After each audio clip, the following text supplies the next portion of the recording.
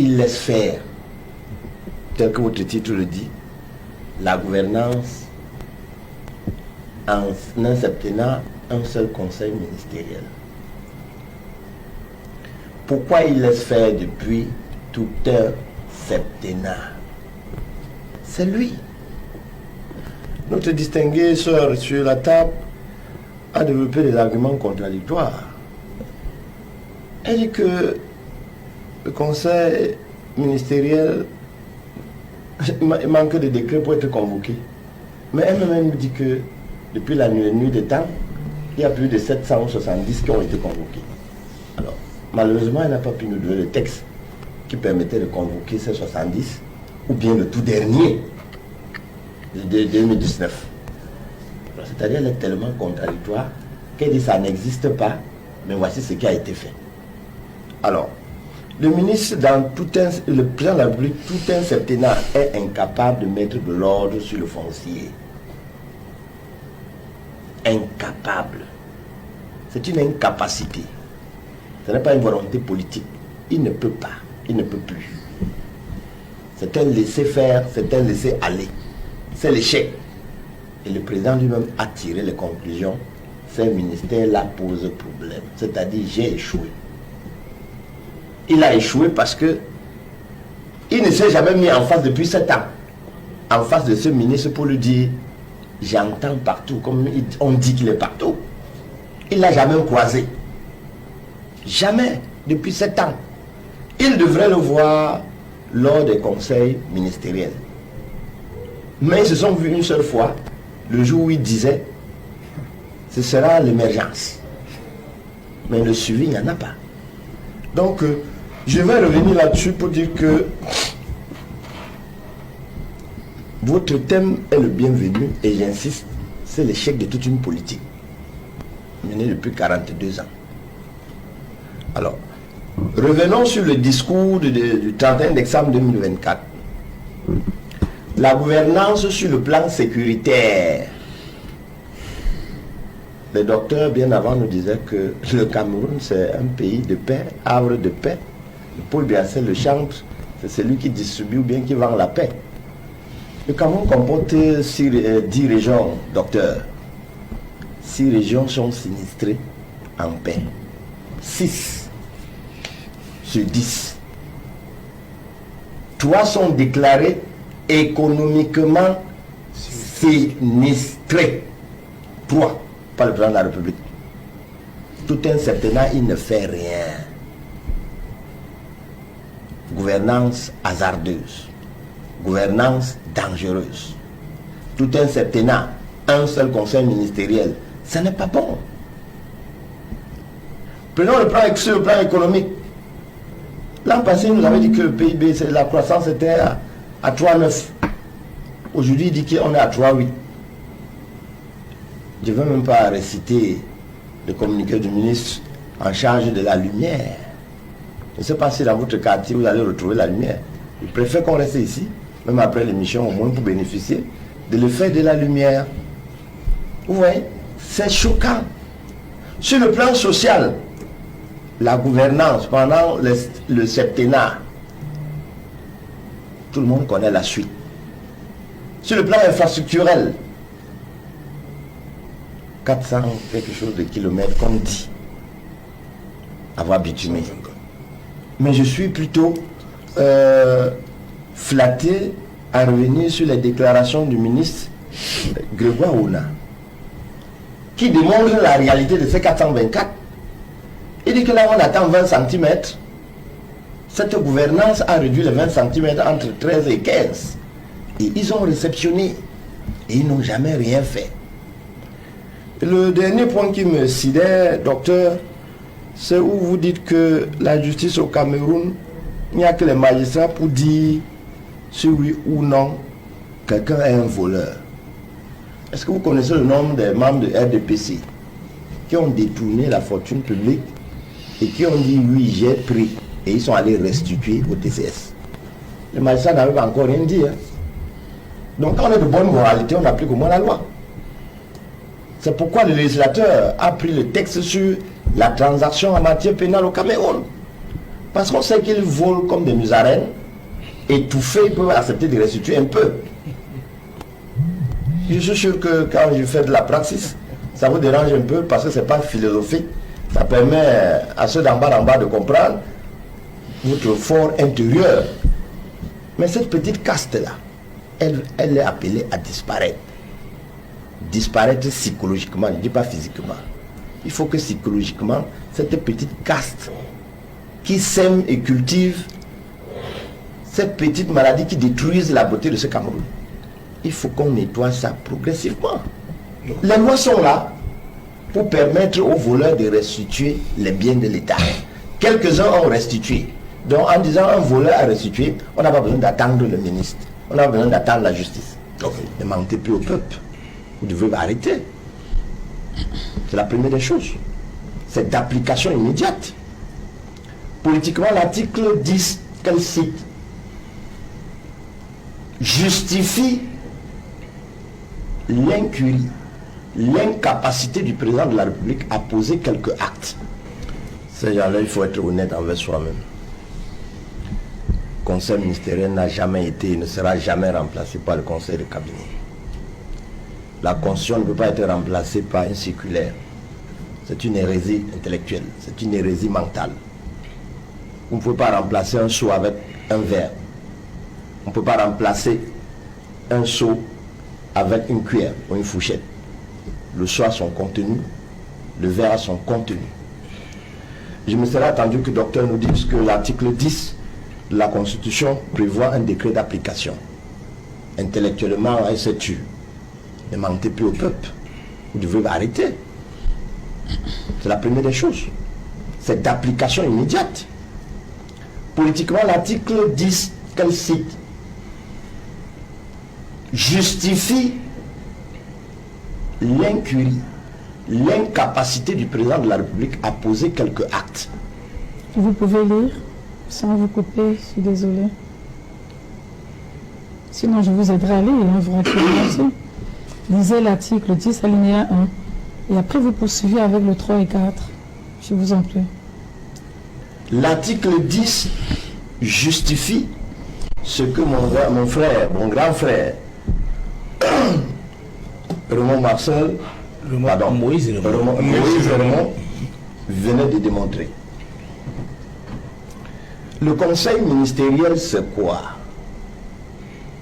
C'est cette réunion qui est présidée par le président de la République. C'est lui seul qui convoque, dit la Constitution.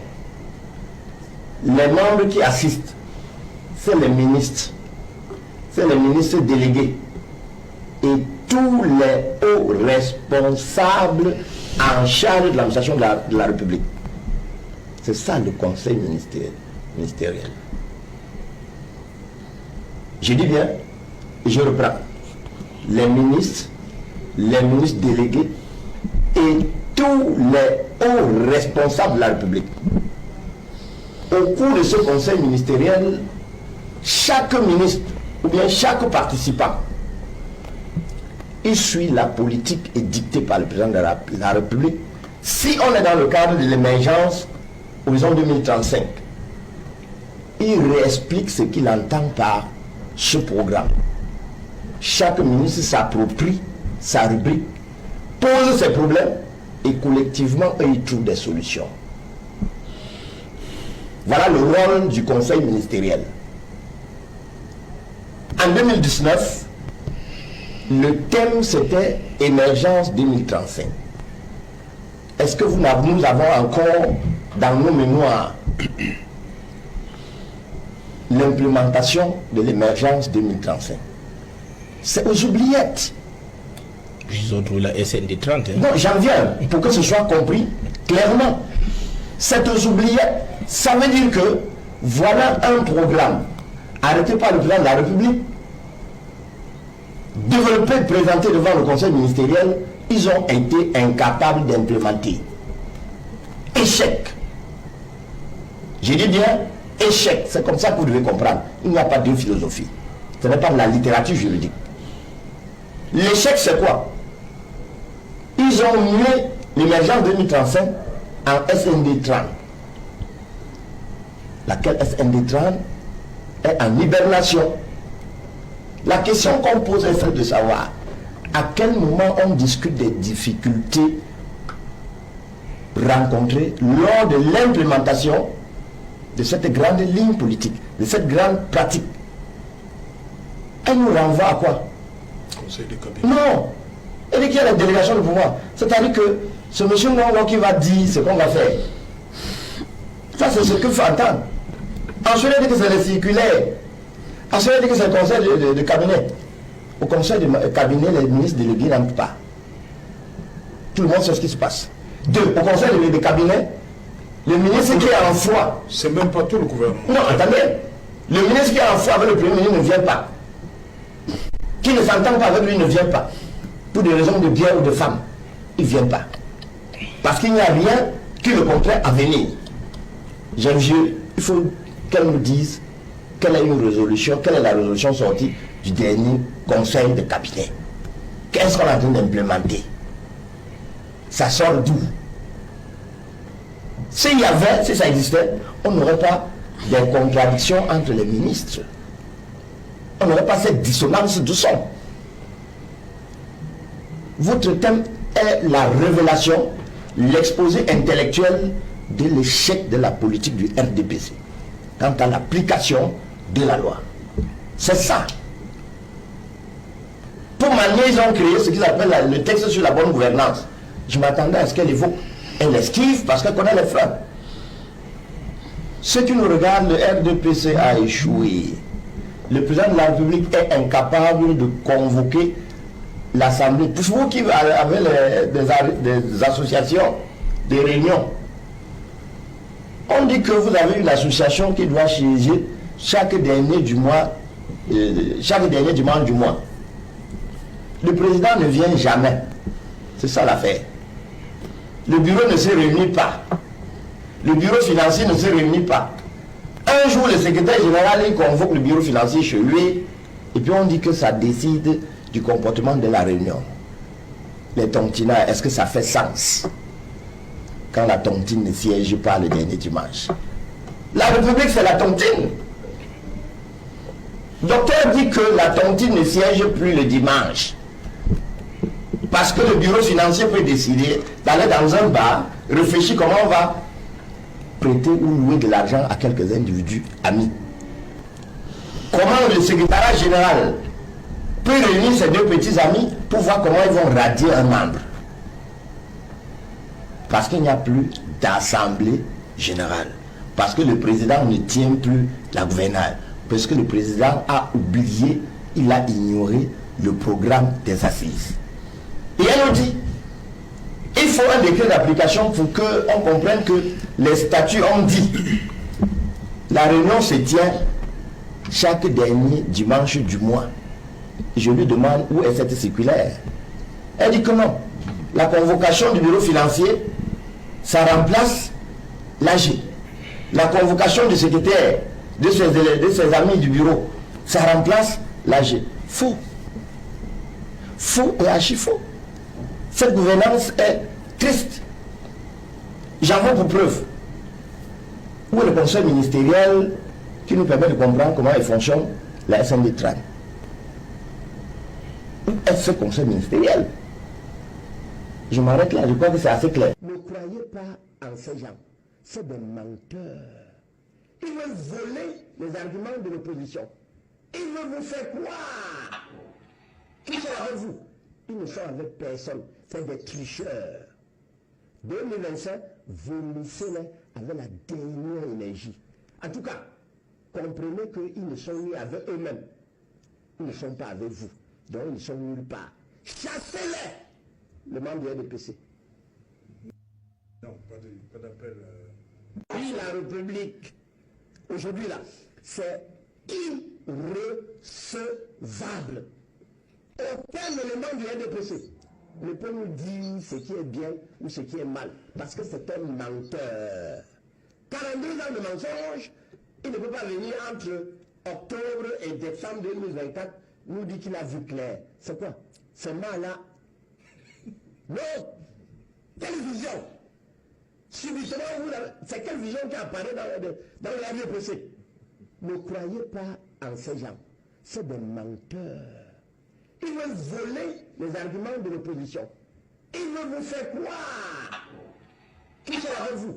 Ils ne sont avec personne. C'est des tricheurs. 2025, vomissez-les avec la dernière énergie. En tout cas, comprenez qu'ils ne sont ni avec eux-mêmes. Ils ne sont pas avec vous. Donc ils ne sont nulle part. Chassez-les, le membre du RDPC. Non, pas d'appel. Ne croyez pas en ces gens. C'est des menteurs. Ils veulent voler les arguments de l'opposition. Ils veulent vous faire croire qu'ils sont avec vous. Ils ne sont avec personne. C'est des tricheurs. 2025, vomissez-les avec la dernière énergie. En tout cas, comprenez qu'ils ne sont ni avec eux-mêmes. Ils ne sont pas avec vous. Donc ils ne sont nulle part. Chassez-les, le membre du RDPC. Non, pas d'appel. Oui, la République, aujourd'hui là, c'est irrecevable. Aucun élément du RDPC ne peut nous dire ce qui est bien ou ce qui est mal, parce que c'est un menteur. 42 ans de mensonge, il ne peut pas venir entre octobre et décembre 2024 nous dire qu'il a vu clair. C'est quoi? C'est mal là. Non! Quelle vision? Subitement, c'est quelle vision qui apparaît dans le RDPC? Ne croyez pas en ces gens. C'est des menteurs. Ils veulent voler les arguments de l'opposition. Ils veulent vous faire croire qu'ils sont avec vous. Ils ne sont avec personne. C'est des tricheurs. 2025, vomissez-les avec la dernière énergie. En tout cas, comprenez qu'ils ne sont ni avec eux-mêmes. Ils ne sont pas avec vous. Donc ils ne sont nulle part. Chassez-les, le membre du RDPC. Non, pas d'appel.